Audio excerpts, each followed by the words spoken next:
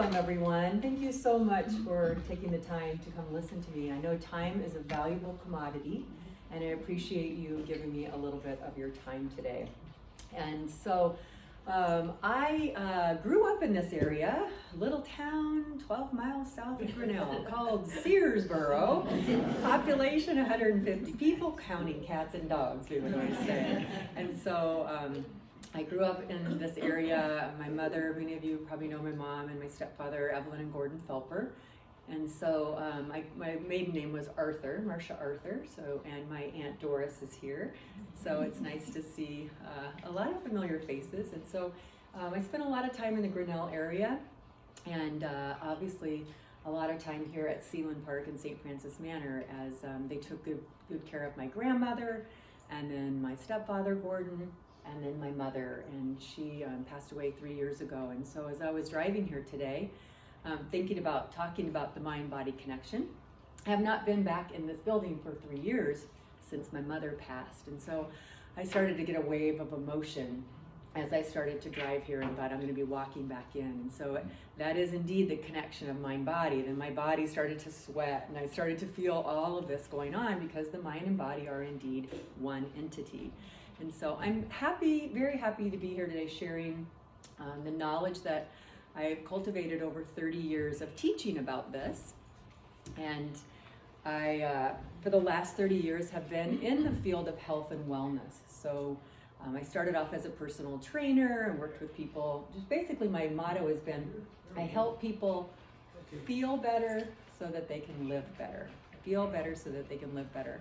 And so I landed in this arena of yoga and meditation, and I deeply resonated with it because I saw the power of it. I saw how it really addressed our physical body, our mental body, our emotional body, and our spiritual body all in one. It was like the all-inclusive vacation package, I would call it.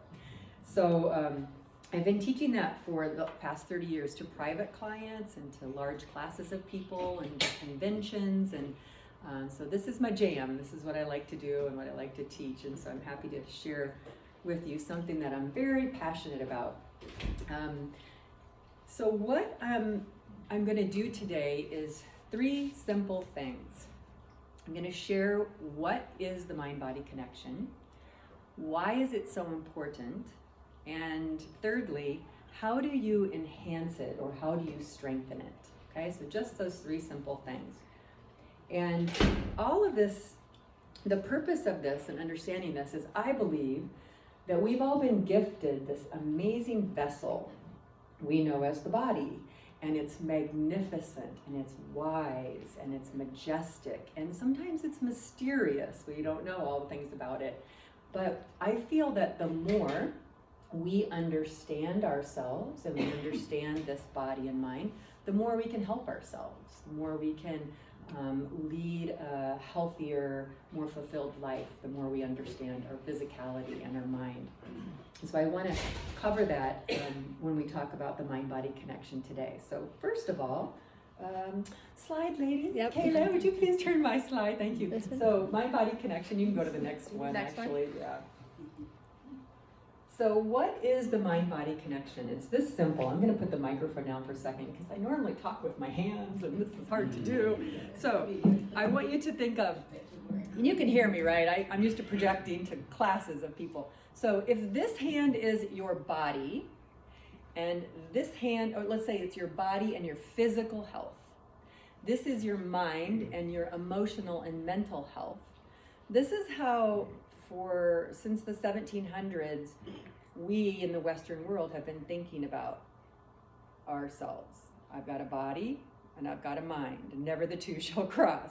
But I'm here to tell you that they are intertwined and they are deeply connected. And you probably already know this and feel this, but now that we have all this scientific research, it's true, right? Everything's scientific research.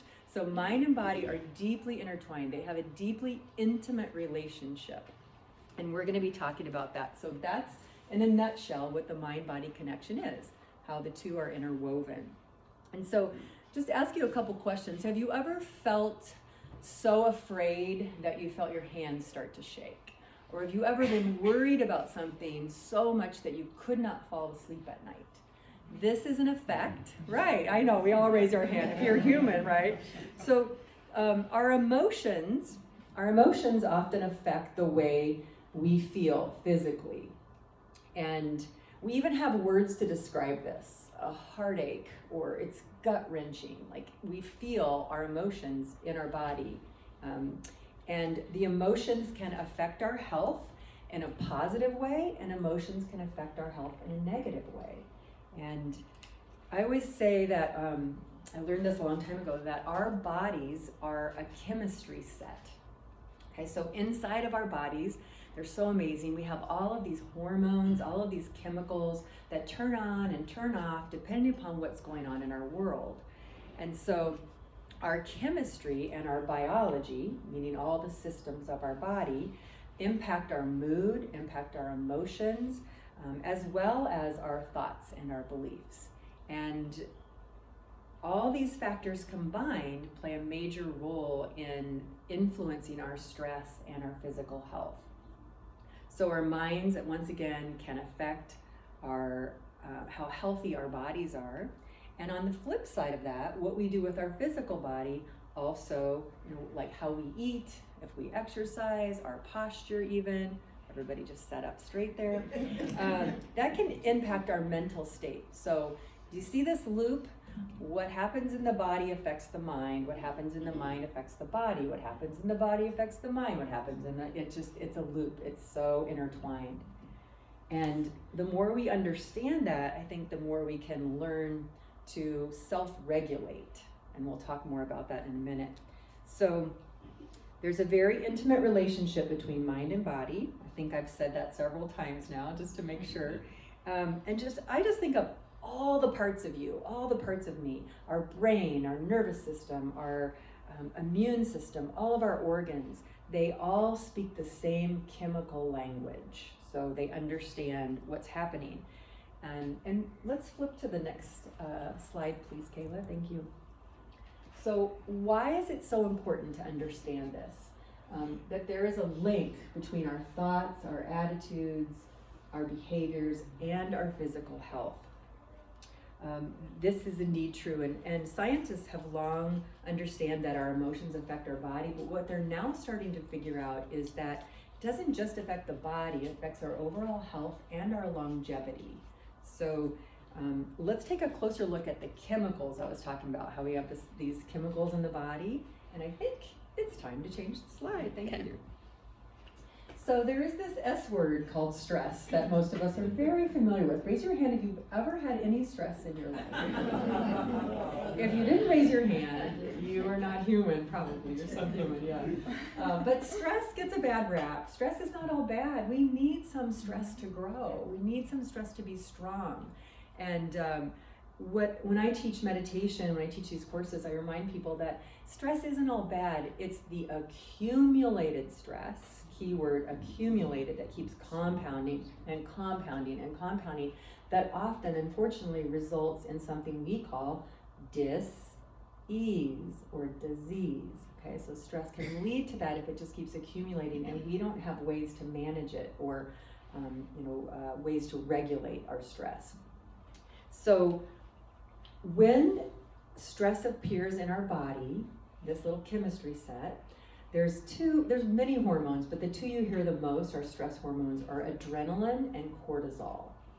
Is that on there? It is. Adrenaline and cortisol, and they show up. They're like, hey, we're here. We're your stress hormones, and we're gonna help you survive. Because back in the day when we had to, they always say run away from a saber-toothed tiger or whatever, what adrenaline and cortisol do is, of course, they give us this temporary boost of energy so that we can survive, we can run away. And that's a really magnificent capacity that we have to be able to do that. The problem, however, is when we release adrenaline and cortisol too frequently, it can have a negative long-term effect on our health. And then it weakens our immune system, we might get digestive problems, we might have headaches, and healing. Anytime we have something going on, healing is much slower when we have these stress hormones constantly going in our body. So while the connection between stress and health is is somewhat easy to understand. We kind of get this. If I'm stressed, maybe it erodes my health a little bit. I think it's harder to imagine that the way we think and what we believe has an effect on our health too. And I'm sure you know what I'm talking about. I felt this in my own body before.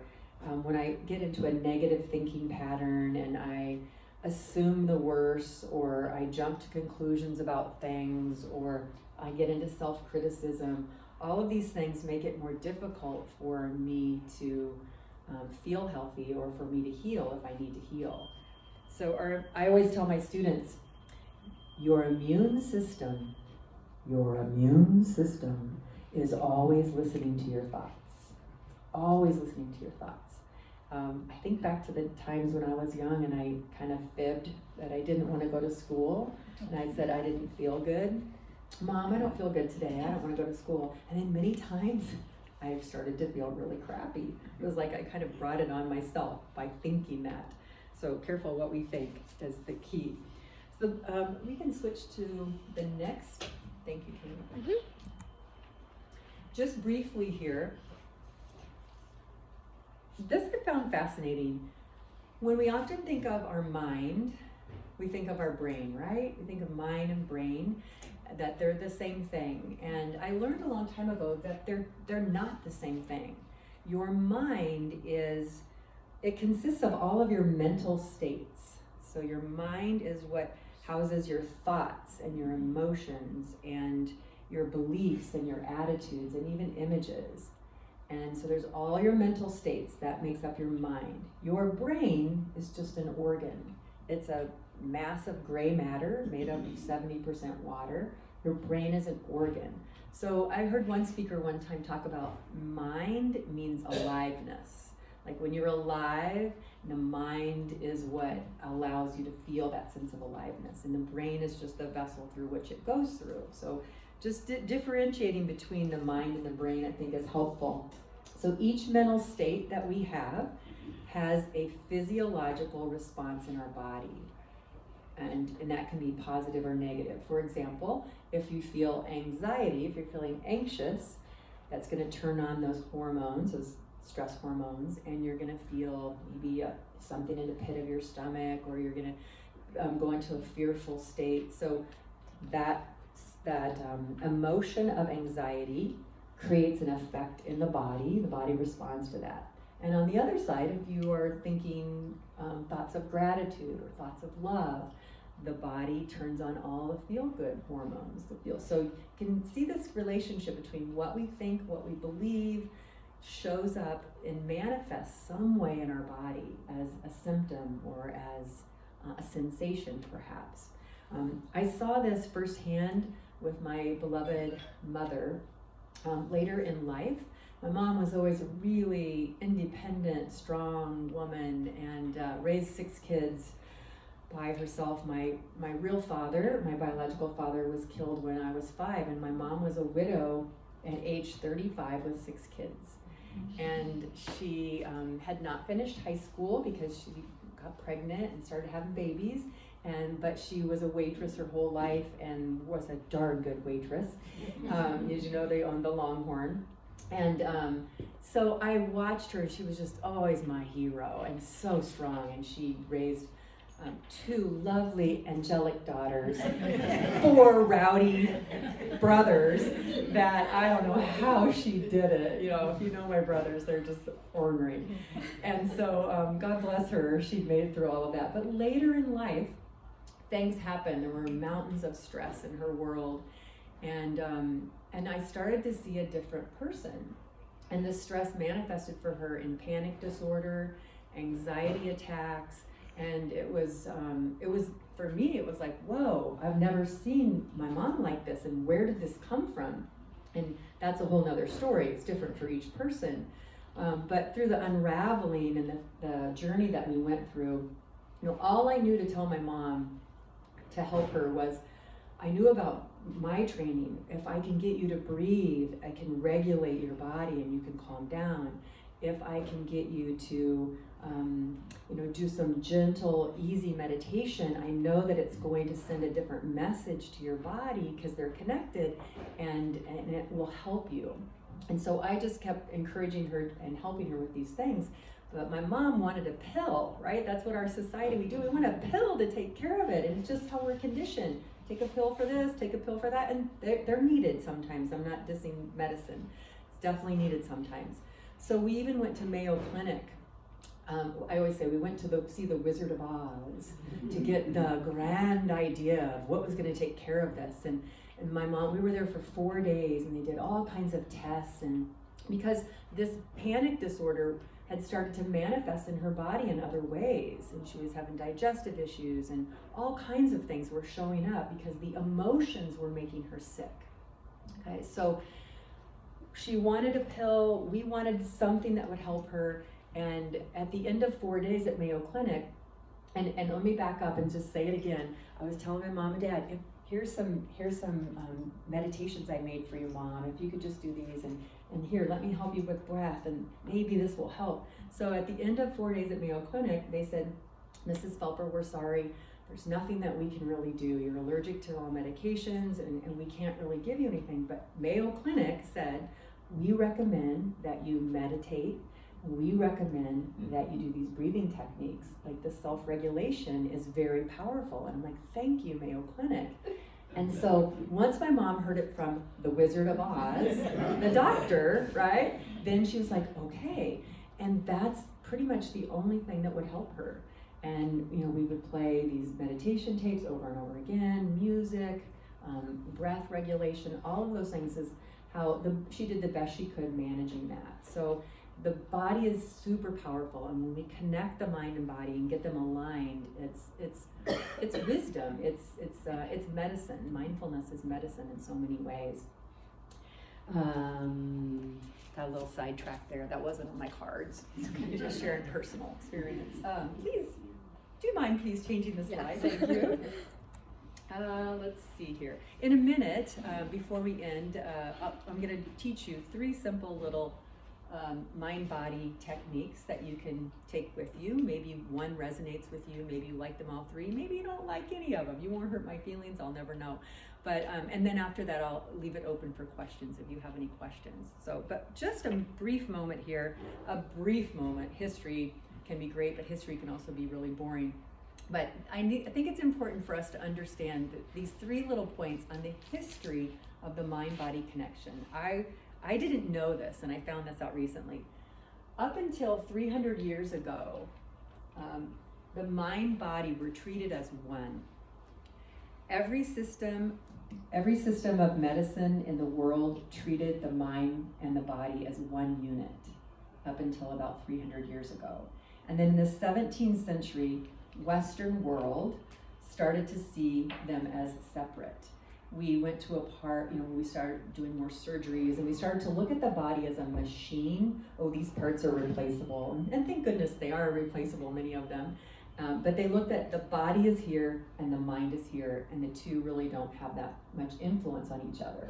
But now in the 20th century, thank goodness, they're circling back around. Now they have all this new research that says, yes, indeed, the body and the mind are one, and they affect each other. And so they even now have more confirmed, medical research on the benefits of things like meditation and yoga and Tai Chi and what's the word, grounding or forest bathing, just being out in nature. Like there's all this medical research now that's showing up.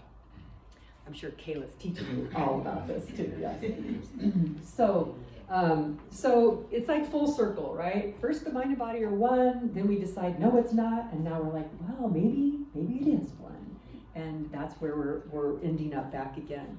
So I'm gonna take a moment here, a couple moments, and teach you 3 things that I have found really beneficial. I studied at the Mind Body Medicine Institute, and there we learned so much information, but so much of it was easily applicable, easily we could put into our life. It doesn't take a lot, 5 minutes in the morning, maybe 5 minutes before you go to bed, these simple techniques. I just say that please don't discount them. If you're having challenges with your health, if you're having challenges with your busy mind taking over, you have within you the wisdom to self-regulate, to calm yourself down, to help yourself in many situations. So the first one is, I'll have you change, Kayla. So the 3 techniques I'm going to teach you, one has to do with posture and movement. I didn't put that on there, but posture and movement, the body. The second one will have to do with your mindset, and the third is with the breath. So are you with me? Are you going to do these with me? Okay. And you don't have to participate. You can just sit and watch everyone else too if you want. But we'll talk about you later. All right. All right. Pardon me. All right. So I'm going to put this microphone down so I can use my arms again. If you feel comfortable standing, I'll ask you to stand. And if you're more comfortable sitting, you can do this sitting as well. So maybe by now your rear needs a little stretch. Just kind of stand up a second. If you feel comfortable, otherwise just stay seated. You can still do it seated. Okay, so I'm giving it up to you. Okay, so. Oh, yeah, and we can all groan and moan too at the same time. I always tell my classes, groan and moan all you want, because we're all feeling the same thing, yes. So I want you to remember this. The shape of our body affects the state of our mind, okay? So if, not like apple, pear, carrot, or whatever they are, like that. No, like the posture of our body. And remember, I don't know if your mother or your father would like harp on you, stand up straight, oh, pull your shoulders back, or put a book on your head or whatever. I just thought it was all about aesthetics, like just look pretty or whatever. Well, it does make you look, lovely, but also posture has everything to do with getting blood flow to your brain so you have more energy and you have clearer focus. Posture has everything to do with being able to breathe and fill up your lungs to have energy and capacity. So posture is more than just aesthetics or just looking a certain way. So the shape of our body affects the state of our mind. So I want you to just bring your arms at your side, and then you can kind of use your imagination here. Imagine that you are having the absolute worst day. All right, so there's no food in the refrigerator. There's a snowstorm outside. You can't even get to food. Your best friend's mad at you. Maybe the dog ate your slippers, whatever it is. And you have all kinds of things coming down on you. Maybe you have this backache that's just been there for a long time. And so typically what happens, and we're going to all exaggerate this, just come with me here. What happens is we start to feel kind of like, wah, wah, wah, don't we? So show me your worst day posture. Wah, wah, wah. Oh yeah, I know some of us it's like, no, I'm not going to do that. Just play around with me. Just show your worst day posture. Whoa. This would be a good picture. Oh yeah. All right. So the shape of the body, look at the shape of the body here. Like it's this. I often say it's the shape of a parenthesis, right? Okay, now just stand back up again. That's yucky, don't do that. So this shape is also the shape of fear. This is a fear-based shape. In nature, when animals are going at each other, they'll often coil. They coil, they go in, like this is fear. And when fear comes into the body, guess what chemicals turn on? Whoa, those chemicals of adrenaline and cortisol, those chemicals that put us in that place of, stress. And so, and this is a very protective position, right? We protect the heart, we protect our vital organ. And so I always remind people, like, if you're starting to feel fearful in any way, notice your posture. Try not to go to that posture, but go more open. Like, this feels more vulnerable, but this is also about strength and confidence and empowerment. And if a person walks into the room like this, you feel a different energy than if a person walks into the room like this, right? So posture is one of those things that's so discounted. But when you stand up straighter, your lungs have the capacity to breathe more, and we're going to feel that in a little bit. So, hello, welcome. So posture is amazing. So say this with me. The shape of my body The shape of my body affects the state of my mind. Right? State of my mind, all right? And the opposite is true as well. Okay? The state of my mind affects the shape of my body. So I've had the worst day, wah, wah, wah. Your spine gets going, and then it's like the body turns into this. So they're a cycle. They are interconnected. So if you can just think of being mindful of your posture, sitting or standing, it makes a huge difference in this mind-body connection and enhancing it and strengthening it. Okay, so super simple. I'd love to do something else with you all. How much? Do I have 3 hours? No, I'm kidding. You're good. You're good. You guys don't need to have dinner tonight, do you? All right. So I want you to feel this. I do this with my classes, and they're like, "Whoa! I had no idea." So you all did this so well, so well. I agree.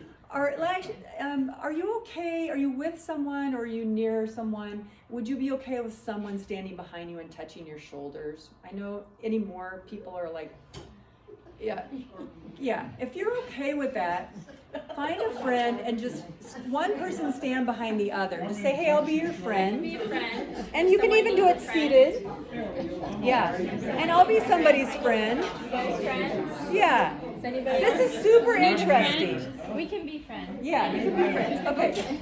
So everyone look up here, and I'm talking now. So those of you behind, you can just put your hands down for a second. I'll tell you when to put your hands there. I am talking to those of you in front. Okay, so I'm pretending the other people don't exist right now. Okay, so those of you in front looking at me, I want you to stand in that I have the worst day, like a country music song. I lost my dog, I lost my home, I lost everything. Okay, now while they're in that position, those of you behind now, you are the weight of the world. I want you to put your hands on them. And they're in this slump position. Go ahead and put your hands on them and bear down with your hands. Like, world is on your back, pushing you down. Feel what that feels like. All right, now, world, put your hands down. All right, world, you can drop your hands. Drop your hands, world. Oh God, okay. Now, those of you in front, I'm talking to you again. Now, you woke up, you started the day off with a little bit of meditation, you feel great, the sun is not even shining and you feel great. I want you to stamp your feet straight and strong on the floor, put a tiny little bend in your knees, just a little bend. And then I want you to take your bottom and stick it back a little bit. I'm just aligning your body.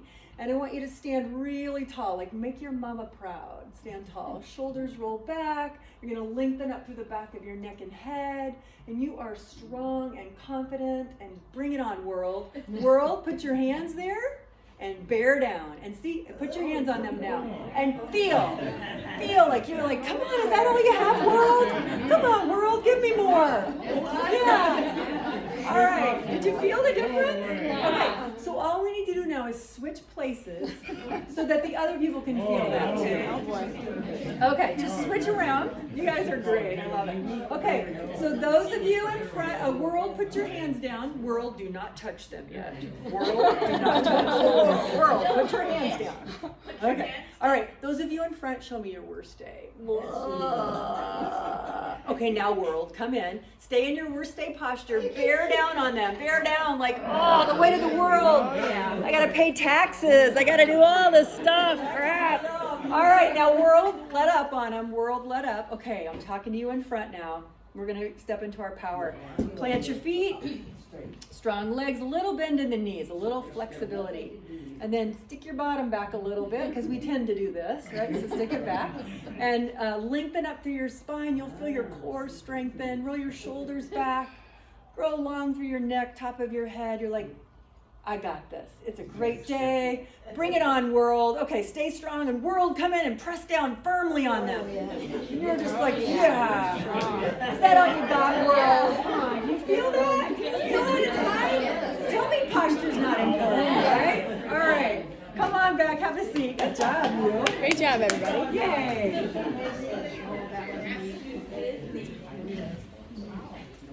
Okay.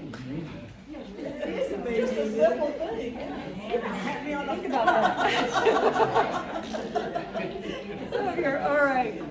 So that was an interesting observation, wasn't it? Like there's so much power when we align ourselves and we stay tall. So let's move into mindset. And mindset, so that was a physical thing, of course. We're feeling that in our physical body. But there was mental awareness in there too. Power, confidence, strong, feeling, like all of these thoughts.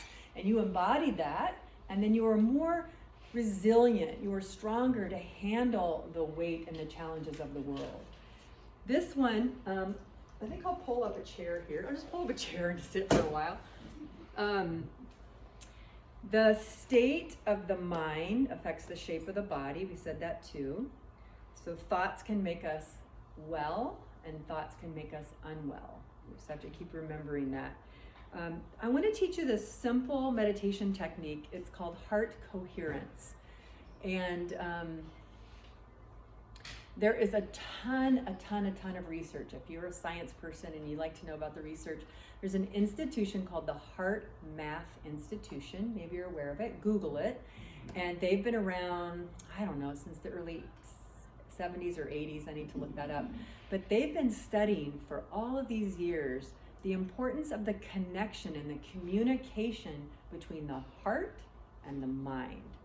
And what they're finding is this thing right here is way more intelligent than this thing right here. Oh, good. The heart, yeah, I know. That the heart communicates more to the brain than the brain does to the heart. The heart is the grand central poo-pa, hoo-ha, whatever you want to call it. It's the master control center, and it's we call it emotional intelligence. Like this is, so that all of that, follow your heart, listen to your heart. Sounds so fluffy, but it is so important to remember to connect with the heart. But what's even more important is aligning the mind and the heart together, and then you have two strong entities working for you together. So this meditation is called heart coherence, and all that means is, that big word coherence just means that you align your brain, your mind, with your heart and your emotions. And when you do that, what they've found in research is that you can decrease your stress, you can improve your sleep, increase your mood, you can assist yourself in healing, it can help with pain management. You just have a really lovely sense of inner peace that comes along with this meditation that's super simple. And the list goes on and on of the benefits. You can look that up. But all we're going to do for just a few minutes here, this can go from anywhere from 3 minutes to 20 minutes, you decide. But we'll do the short version today. If you're comfortable in a little bit, I'll ask you to sit well with your good posture. Put your feet on the ground. And then if you're comfortable closing your eyes, please do so. That just takes away all the external stuff. But if you're not comfortable closing your eyes, some of us aren't, you just look down with a soft gaze, okay? So your focus goes more inward. And this is kind of a, how do I want to say, we're going to be focusing on the breath, connecting mind to heart, and then emotion, okay? So it's super simple. I'll talk you through. And here we go. So I'm going to have a seat as well. You can just place your feet on the ground. I'll use the microphone here so you can hear me better, so I don't have to yell during meditation. Let's meditate! Okay, that defeats the purpose, sorry. All right. So we're going to close the eyes and otherwise look down, and then just find a nice, tall posture. A regal posture that allows your lungs to receive the breath that wants to come in.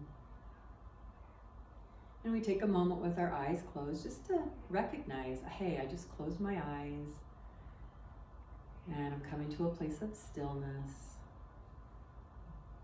releasing all big grand expectations, just exploring right now. And I want you just to meet up with your breath, and by that I mean just simply notice that you're breathing in some way. Don't change your breath. just go, oh, there it is. There, I felt an inhale. And sooner or later, I'm going to feel an exhale.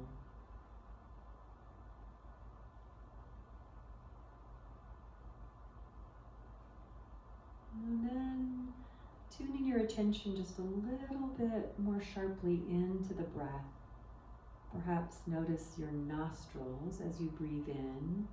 Feel a sensation of air go in your nose.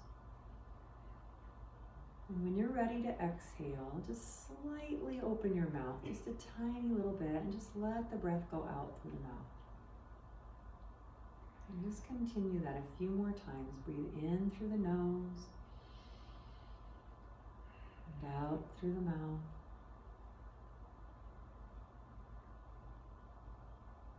In through the nose, and out through the mouth. And now we're going to just gently introduce the mind to the heart. As we breathe in, imagine breathing in right into the center of your chest, like the heart has a door. You're going to breathe right in through that front door of the heart. And when you exhale, imagine breathing out of the heart as well.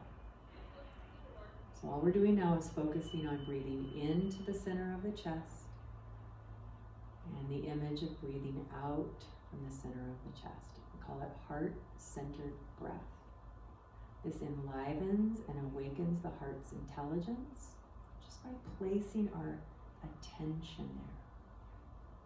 So I'm going to be quiet for just a little bit. And just focus on breathing into the heart space and out from the heart space.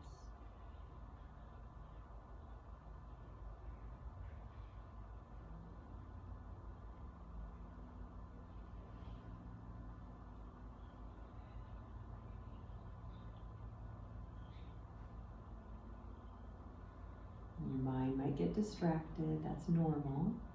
If it does, just go back to breathing into the heart, just one or two more breaths.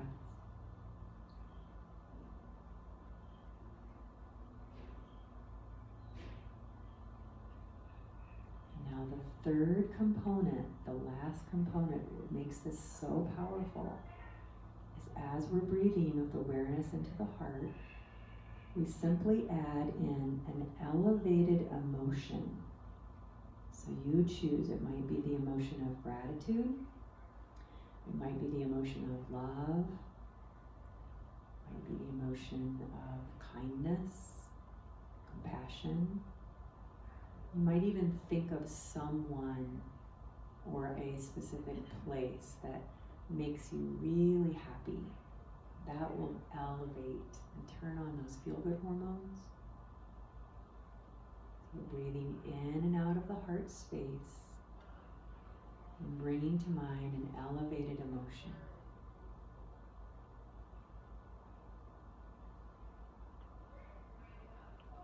This increases our energy and vitality, calms and soothes your nervous system, and it aligns your mind, your heart, and your emotions.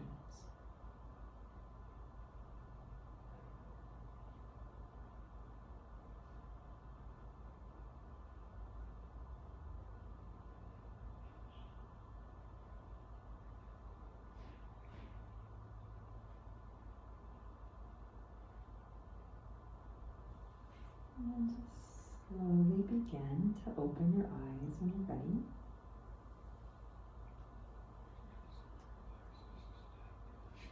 And sometimes it puts you to sleep after lunch. Right? All right. So one thing I didn't mention, another way to look at this when I said our body is a chemistry set. I studied with, some of you might know Deepak Chopra, who's been in the mind-body field for a long time, and I did his training years ago, and he talks about that we all have an inner pharmacy. We all have an inner pharmacy. And we can access this inner pharmacy through things like breath and meditation, because we're starting to align everything and the body knows how to regulate itself. Does that make sense? So there's an outer pharmacy and we need that sometimes, but we often forget that within us we have this built-in inner pharmacy. So the last thing, how was that meditation? It was short and sweet. Any observations? Yeah, so the three components of that, super simple. All you do is you sit and you just notice, hey, I'm breathing. And then you say, oh, I'm gonna direct my attention, I'm gonna direct my breath right here to this space. So while you're thinking about this, you're connecting mind and heart, and then you just add an elevated emotion. It might be a place. Oh, I love going to the mountains. It makes me feel so great. You start thinking about the mountains, your body feels like you're there, has a positive effect on you, okay? So that's a simple technique you can use if you can't sleep at night and you're ruminating, like, oh, I got so many things going on in my mind. Just regulate, stop, drop, and meditate, I always say. So the last one I want to teach you is about the breath. Now, we already did a little bit of breath there, but this one I learned at the Mind Body, what's that place called? Mind Body Medicine Institute, that's what it's called. And they prescribe this a lot for people. It's super simple. It's a breath technique that regulates the body. I want to talk to you about your vagus nerve real quick. You all know you have a huge, one of the most important nerves in your body is called the vagus nerve, not like Las Vegas, not V-E-G-A-S, but V-E-G, not even Las Vegas, V-E-G, is it A-S? E-S, E-S, E-S, right? This one is V-E-G-A-S, Vegas. So I'm gonna put this down. So you have a huge important nerve in your body that connects at the back of your brain stem and comes down around and through your neck, and then it comes down and it branches out like tree roots and innervates all of your organs, everything, heart, intestines, you name it, all those organs. This nerve branches in there and touches it. So if you are stressed, guess what? The nerve sends that signal to every single organ. You know, a lot of like irritable bowel syndrome and all these things are because there's so much stress going on up here, and then the message gets sent down here. So I tell you this because that nerve is one of the most important nerves in the body. And when you stop and breathe or do these simple meditation techniques, you're calming that nerve, and it's sending that calm signal to all of the organs in the body. Okay, and that's very powerful. And in as little as 90 seconds of deep breathing, you can lower your cortisol levels. So just 90 seconds. It doesn't take much. Just stop for a couple minutes, breathe deep, reset, move on. Okay. So this is the last technique, and this is probably going to put you to sleep, right? Because I know what time of day it is right now. If I was at home, I'd be thinking about a little naparoo in a little bit here. So if you fall asleep, that's okay. This is called soft belly breathing. It's just simple. And I will be asking you to focus on the word soft when you inhale, the word belly when you exhale. Sometimes I have clients just put their hands on their belly. You can do that if you're comfortable, just to remind yourself of where it's at, and just see, it's breath and a little bit of focused awareness on that breath. So sit well with your good posture. I'll use this. And think of your breath as like a gear shift that helps us downshift when we're stressed and going a million miles an hour. We get to downshift. So we're going to close our eyes or look down. And let's just say we've been stressed out by something, and we're not going to let that stress accumulate and erode our health. We're going to stop. We're going to close our eyes. And we're going to feel our breath. And when I say feel, it might show up in your nostrils. Maybe that's where you feel it. Others feel it in their chest. Or they might feel movement in their ribs or in the belly. And you can even place a hand on your belly if you're comfortable. Now feel the breath go in, and as you breathe in, say silently to yourself, soft. And when you exhale, say silently, belly. And just continue that, it's that simple. On the inhale, I say soft. On the exhale, belly. Trying to move the breath downward into the lower chambers of the lungs, which really helps us calm, quiets the mind, calms the nervous system. Inhaling soft, exhaling belly. Just another 30 seconds.